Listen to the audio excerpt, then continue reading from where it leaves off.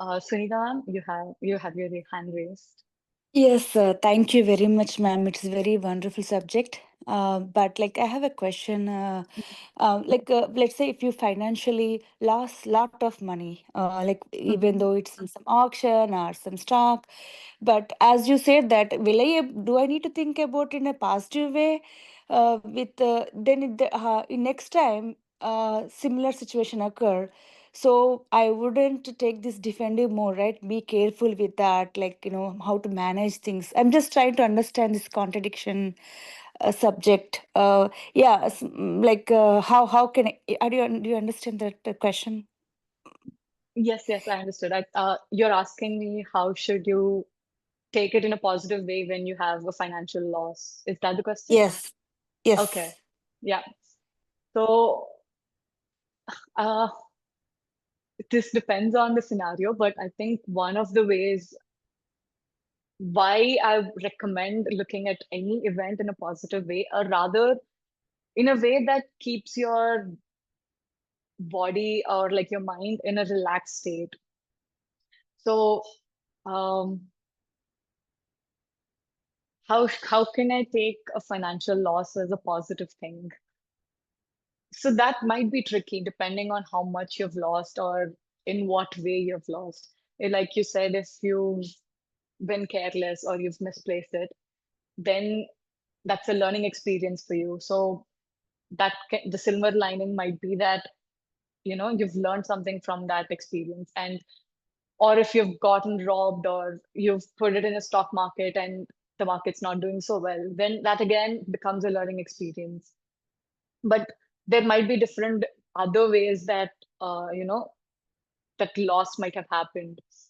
But I I think beyond looking at it as, or like rather convincing yourself whatever's happened is good for you, the best way to think of it is not label it as the worst emotion. So every time we go through a loss, our brains hyper focused on that scenario. And we only focus on the loss that we're currently facing.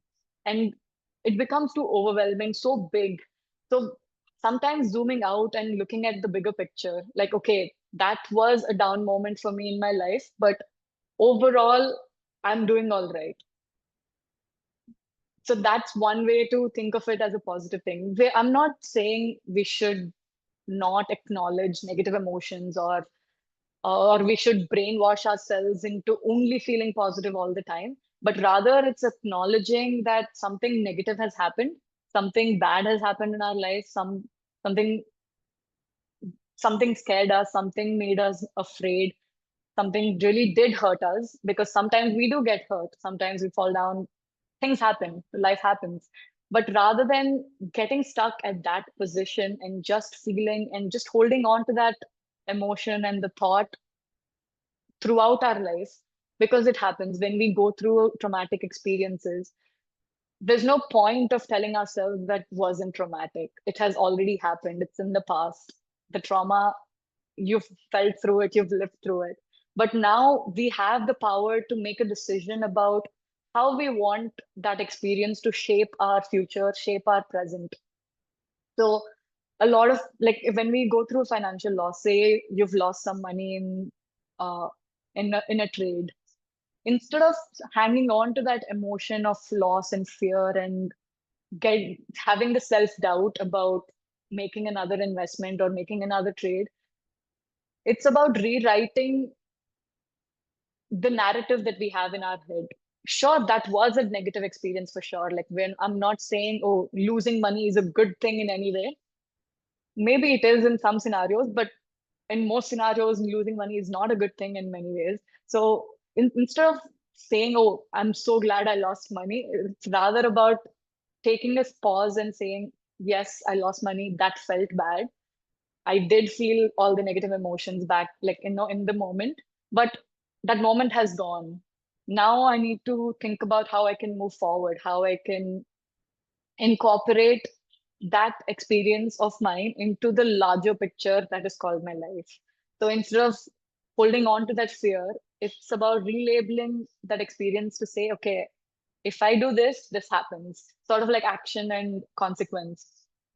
And going forward and making better decisions based on the experiences that we have. And sometimes some experiences don't really teach us much. So, or like rather, we don't have a way to rewrite it into anything positive. Some traumatic experiences are so traumatic. And as a psychology students, I completely get that. There is no way you can rewrite it into something positive or change the narrative. But it's about how much you're going to let that impact your life. So, are you going to associate that pain, that suffering that you had into every single thing that's going to happen in the future? Or are you going to accept that that was a part of the past? And in the future, I have the capacity to choose what we have, to choose the experiences that we're going to have in our life. So I think a bit of manifestation comes into play here, a little bit of gratitude. It's, I just spoke about one small concept that's going to help. But when it comes to real life, I think one concept is not enough to answer all questions. You have to definitely look at it from a more holistic way. Uh, I don't know if I've answered your question, but if you have more questions or if you want Thanks. me to, yeah, No, thank rephrase you. anything. Yeah, yeah, thank you very much. Yeah, I understand that. Wonderful. Yeah, Namrata ma'am suggested that just finding an answer about why things happened, uh, even though we don't have a way to prove that you did owe money to someone else. That's why you lost it. But that gives us solace in thinking, okay, anything that happens into my life is just a karmic balance, and it's not because life is against me or people are against me. I think that gives us the strength to make it a part of our life and move on, continue going on with whatever is happening next. Hi, Ma. This Hi. is Rajni. Yeah. Hi, ma'am. So, in a family situations, like we get criticisms, from the family members and all those. And the thing is, it's a two-way situation, right? We receive the criticism and also we give the criticism, but oftentimes we take the criticism very, in a we become emotional or take it seriously. And but when we give the criticism, we think we are doing it out of love, out of caring. But sometimes the sensitive people become very hurtful and all these. So any advice, like, I know we have to keep thinking, I'm doing it, why can't the other person do it? And you know so any insights on that? This question, as you were asking me, reminded me of what Patri sir says. He says, no judgment. This is one statement he has. So he says, regardless of what the other person does, we should not judge. They could be a killer who has murdered someone, but even then, we do not judge them.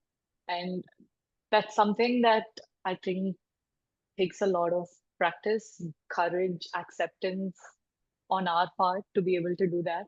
But like you said, this is a scenario where it's our family members and you want the best for them. You're in a position to be able to guide them and correct them where necessary.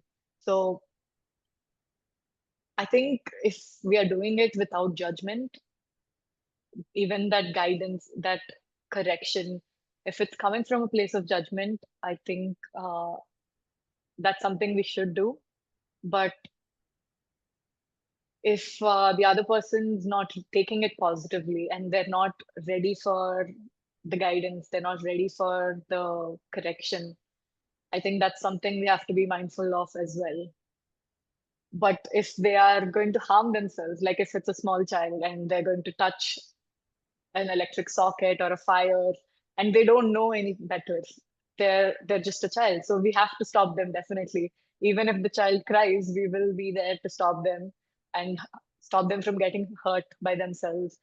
So I think it's a matter of judgment that we have. Is what I'm going to say helpful for the person, even if it, you know, makes them feel bad in the short term? Is this going to be helpful for them and lead them in a positive way in the correct direction in the long term? And I think another thing that we have to be mindful about is having our own sense of right and wrong. For example, we might think, uh, some path is very dangerous for some people, and we will like advise them not to take that. For example, we might say, okay, don't become a cop. That's a very hard, difficult line of work, and you won't be able to cope up with that. I think that sort of scenario is our judgment about the other person's capabilities and other person's, we have the notion that, okay, being a cop is very difficult. So we don't want something difficult for our own child or our own friend, and we'll advise them, don't do it. But if they still continue to go ahead and do it, that's their wish. And I think that sort of advice or that sort of concern, again, is situation dependent. If they're asking for your opinion, by all means, please do share your opinion. But if they're not, I feel it might be a judgment. So I think we have to ask ourselves before we say anything to anyone, am I judging them for what they're telling me or what they're, asking of me, or what they're doing? Sometimes we will give advice even unprompted. So if it's coming from a place of judgment, if it's coming from a place of fear, or it's coming from a place of bias that we have for our own life, then at that point it's best not to say anything. But if it's coming from a genuine place of care, that is purely out of love and not fear, I think then it's worth expressing what you're thinking and feeling. And the same goes with receiving uh, certain words, certain advice, certain criticism from other people. I think I personally practice doing this, where I ask myself, am I happy being who I am? So if someone says, okay, I don't like the way you're dressing today, that's criticism. They're advising me to go change into something, I don't know, more flashy, more subtle, more different color. They're giving me advice, and I'll obviously listen to it.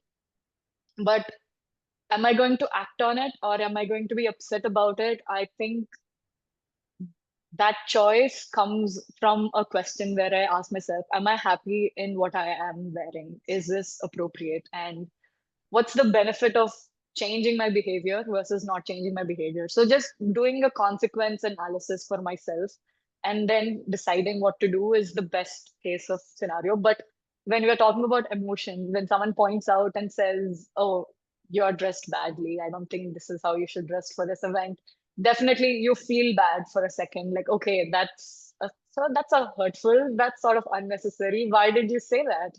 It's natural to feel that way. But it's about feeling confident in yourself and asking yourself, okay, am I dressed in a way that makes me feel happy, makes me feel comfortable, makes me feel confident? And if you're able to answer those questions, I think you don't have to worry about what other people's opinions, because sometimes opinions are packaged as advice, some opinions are packaged as concern. So we should be able to ask ourselves, is that an opinion, or is that genuine advice, or is that genuine suggestion to change our behavior? I think that's going to be helpful. Or we can just even ask ourselves, is that judgment from the other person, or is that concern?